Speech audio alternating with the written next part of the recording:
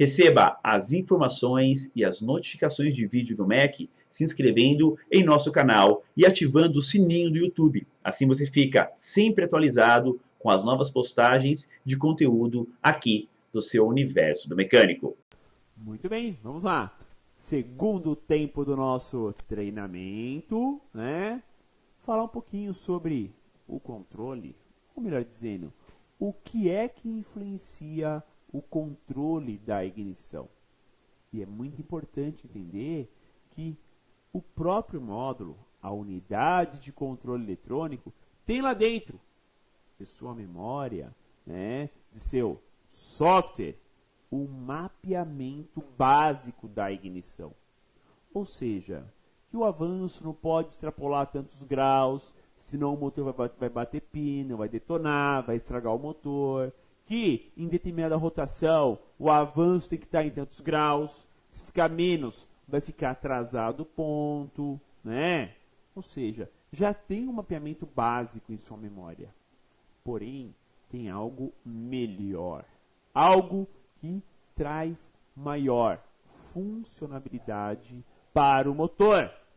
Melhor o desempenho, melhor o consumo. É o quê? A parte relacionada ao controle desse carinha aí. Sensor de detonação. Vou falar sobre ele então. O mapeamento do sistema de ignição depende muito do sinal do sensor de detonação. Ou seja, a tendência é sempre de se adiantar o ponto e o atraso é feito com base no sinal do sensor de detonação. Então é assim, o módulo vai adiantando o ponto, sempre. Por quê? Pessoal, lá na prática, no dia a dia da oficina, pega um carro mais antigo, o motor anda melhor com ponto atrasado ou com ponto adiantado? Com certeza com ponto adiantado. Não é isso? Claro que é. Só que, se o ponto estiver demais adiantado, vai detonar, vai bater pino, é perigoso estragar o motor. Legal, então também não pode adiantar. Então pode ver, sempre quando você regula o ponto de ignição, é um valor baixo, né? Lógico, aqui no Honda Fit você não regula nada, né? É tudo já automático. Mas a ECU consegue ir adiantando o ponto, sempre o máximo possível, e tem um carinha ali chamado sensor de detonação que vai informar quando houve a detonação. Imediatamente a ECU subtrai graus do avanço, ou seja, atrasa o ponto. Mas espera aí, ela vai atrasar o ponto dos 4 cilindros, as 4 monobobinas, ou só daquele que detonou? Só daquele que detonou. Ou seja, ela sabe, ela consegue identificar qual foi o último cilindro que teve a detonação quando o sensor gritou, né? E opa, detonou. O que o módulo faz? Olha para trás e vê quem foi o último cara aí que soltou a centelha. Ah, foi você, cilindro 2. Na próxima rodada, menos 1,5 graus para você. Entenderam isso? Ela controla, né, de forma individual a quantidade, os valores, os graus da ignição, bobina por bobina. Lembra que foi no começo da aula? Você pode ter aí, né, cilindro 1 com 20 graus, 2, 21,5, 3, 19,5, 4, 17. Como exemplo, pode ter exatamente isso, tá? Entendam que às vezes o motor ele não carboniza tanto por igual. Há algumas deficiências nos motores, pessoal, que em relação à temperatura, tá? Troca de calor, né? Um forma mais carvão do que o outro, né? Por exemplo, aqui no Honda Fit, tá? No Honda Fit. Concordam comigo que o cilindro número 1, né? Tá na polia dianteira do motor, ali é mais frio. Na frente dele tá quem ali? Basicamente a coluna, amortecedor, não tem nada metálico quente. Os dois do meio e o quarto cilindro, que é na parte de trás do motor, trabalham um pouquinho mais quente. Porque eles pegam a ventilação que sai do radiador, que é um ar bem quente, né? E não tem muito para onde dissipar, né? Então, o módulo consegue melhorar o mapeamento cilindro por cilindro. E isso rende em quê? Melhor potência, mais economia e por aí vai. Legal? Testes. É possível testar a monobobina? É mais difícil. É mais fácil trocar de lugar, né? Fazer o teste aí de substituição. Aí é mais fácil. Mas testar a monobobina lá no lugar é quase que impossível, né? Como a gente vai testar, então? Na bancada dá para testar?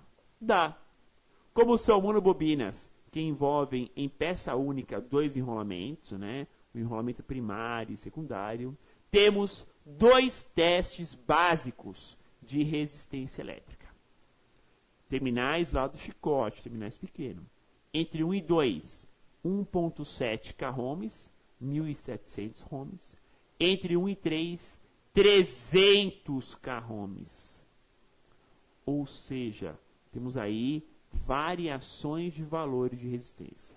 Pessoal, na prática, é feito muito esse tipo de teste de resistência?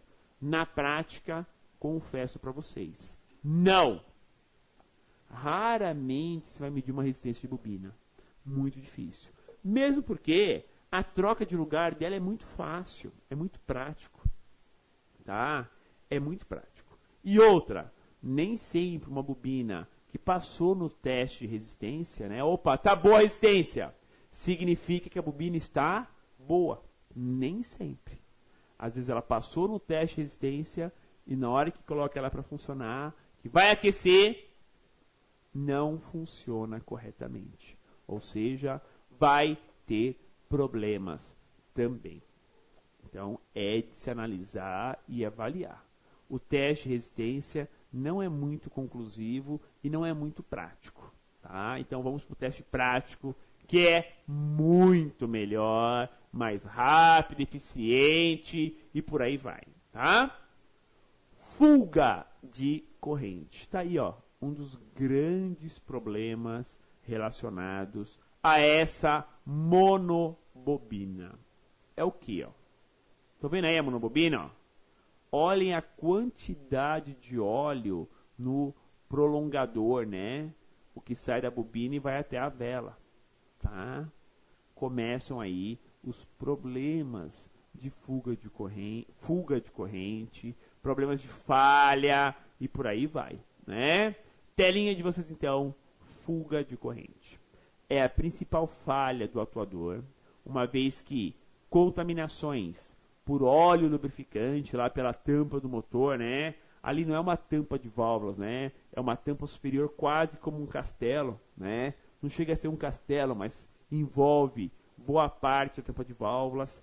Temos anéis de vedação no meio e aí que acaba infiltrando o óleo, né?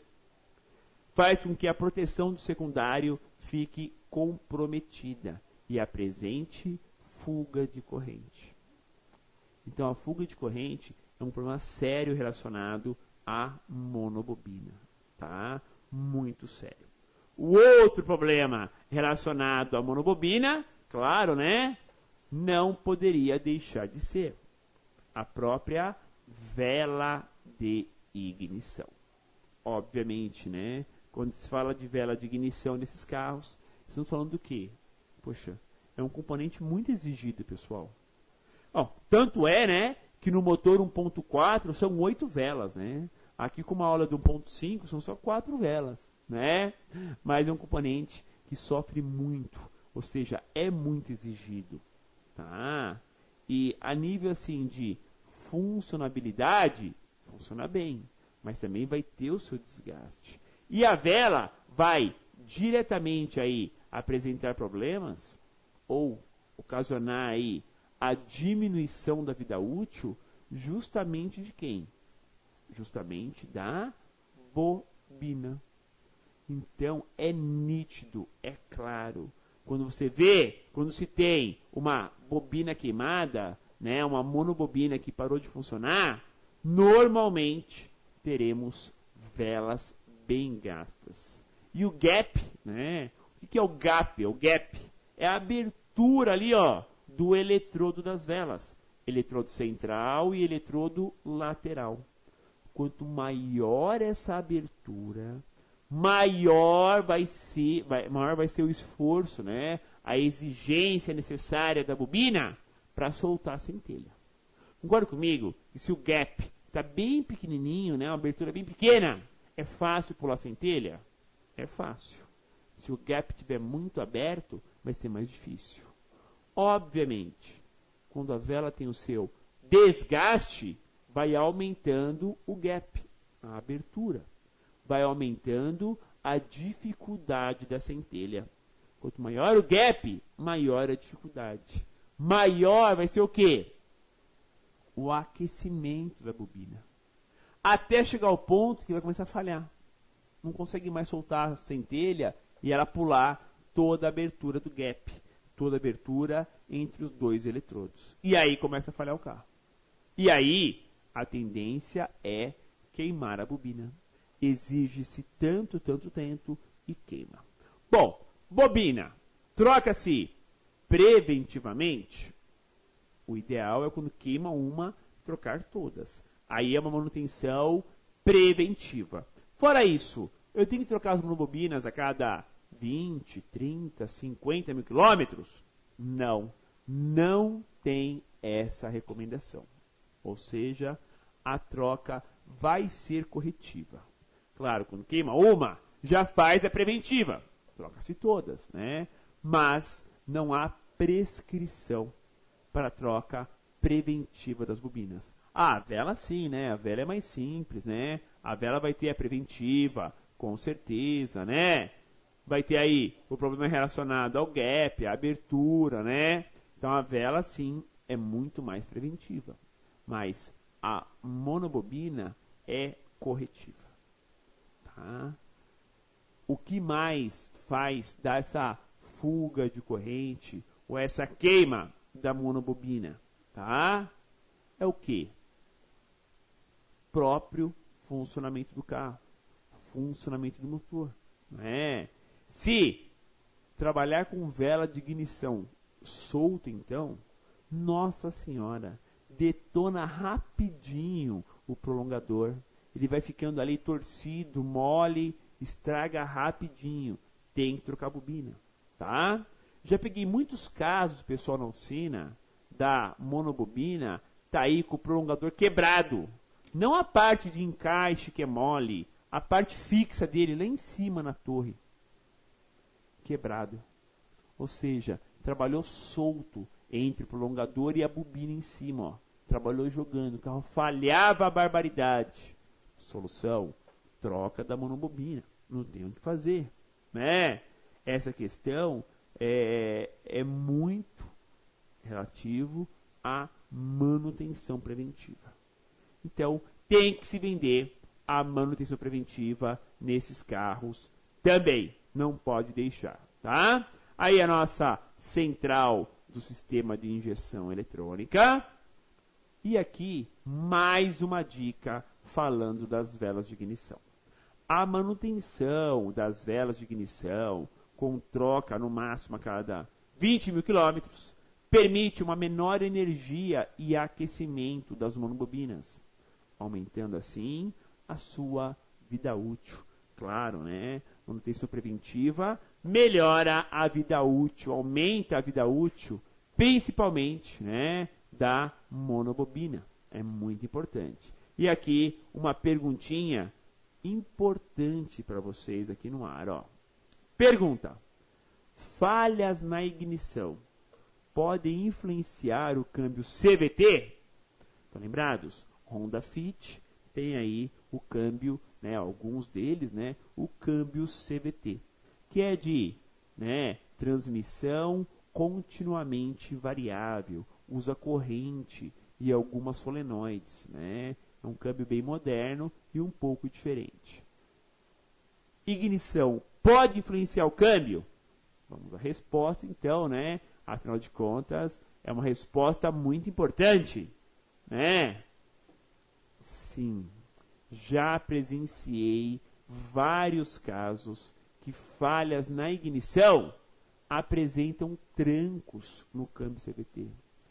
Trancos para frente, trancos, uma marcha ré, dá tranco, pessoal. É retorno de chama que dá no sistema, começa a dar tranco, tranco, tranco, tranco. É muito comum. Então, fiquem atentos que às vezes o cliente reclama do câmbio e o defeito está na ignição. É simples, né? Ó, até o Marcelo Barros Fonseca comentou: por que nos Hondas Fit, quando as velas estão ruins, aparece sensor de CKP, sensor de rotação com falha? Mesma coisa. Dá retorno de chama, vai cortar alguma informação do módulo e ele acusa sensor de rotação. Tá? E às vezes o defeito não é o sensor. É simplesmente a manutenção no sistema de ignição. Belezinha? Muito bem, vamos lá. Alunos do MEC de volta com o nosso plantão de dúvidas ao vivo. Perguntinhas selecionadas. Marcelo Reinaldo de Godoy está perguntando: professor, quantos amperes funciona o primário dessas bobinas? Qual a margem de quilowatts trabalha o sistema desse feed? Bom, a parte primária é semelhante. 12 volts de alimentação, controle negativo, né? A questão de ampere do primário vai ter variação de acordo com a questão de temperatura, mapeamento. Volts de saída, os quilowatts, para medir, você teria que fazer uma ligação externa, ou seja, adaptar um cabo de vela entre a monobobina e a vela, para você poder medir ali por fora, tá? Vai gerar aí em torno de 12 a 20 mil volts. Diomedes está perguntando qual é o custo médio de uma bobina dessas aqui em São Paulo. Normalmente em torno de 140, 160 reais. Danilo Santa Rosa, essas monobobinas têm tempo de vida estabelecido pelo fabricante? Não, não tem recomendação por tempo ou quilometragem, tá? Claudemiro de Mello, essa bobina forma zinafre por dentro. Há alguma forma de evitar esse zinafre? Claudemiro, primeiro, só para a gente aumentar ainda mais o conhecimento e aprender o tempo todo, tá? É zinabre, ou o nome certo é azinafre, tá? Você quase acertou, né? Você escreveu zinafre, é azinafre, tá? Mas é o popular zinabre, tá? É umidade, por isso que forma esse azinafre, né? Na monobobina. Não tem o que fazer, tá? Quando já tem a formação, recomendo, troque. Belezinha, Claudemiro? Mais perguntinhas aqui dessa nossa aula. Juliano Ferreira de Freitas. Em um teste rápido de cilindro por cilindro, posso desligar a bobina, né, uma por uma, ou somente com a canetinha de polaridade? Ó, se for muito rápido, eu posso. Só que não posso esquecer do seguinte, tem que ser rápido. Se eu desligar a bobina, o que acontece? Cortei a ignição, continuo injetando combustível. Eu posso danificar o catalisador. Claro que isso é no longo prazo. Bem rapidinho, eu posso desconectar uma por uma, tá? Tem que ser rápido. Agora, com a canetinha você já vai matando as possibilidades se o defeito for a alimentação, né, elétrica do módulo ou do positivo. Agora, se for a monobobina, você não descobre, fica mais difícil, né? Então, desliga rapidinho. Ah, tá falhando tal cilindro. Inverte a bobina. Mudou a falhação? Opa, então é a monobobina. Não mudou? Vamos trabalhar mais e mais nesse cilindro, tá? O importante, pessoal, é entender que o sistema de ignição, assim, ó, na prática, no dia a dia, nessa linha FIT, é o que mais dá defeito. Ó, raramente você vai trocar um sensor de rotação, sensor de fase, borboleta, temperatura. É raro, muito difícil. Agora, bobina, velas, limpeza de bico, bomba, filtros, é muito mais comum. Então, dê bastante atenção para a ignição. Lembre da dica, câmbio CVT, dando trancos, perdendo marcha. Veja a parte de ignição, hein? Ó, uma grande dica para vocês. Tá? Ou seja, às vezes pensa que o defeito é o câmbio. E não é o câmbio. O defeito está na sua mão. Está no sisteminha de ignição do carro. Às vezes uma troca de 4 monobobinas, joguinho de velas, limpa os bicos, o carro vai melhorar o funcionamento, vai melhorar desempenho e consumo e, dependendo, até para de dar tranco no câmbio. Tá? Claro. Câmbio dando tranco não é só vela e bobina. Também temos outros problemas, né? Tem problema de lubrificante, desgaste da corrente do próprio câmbio, né?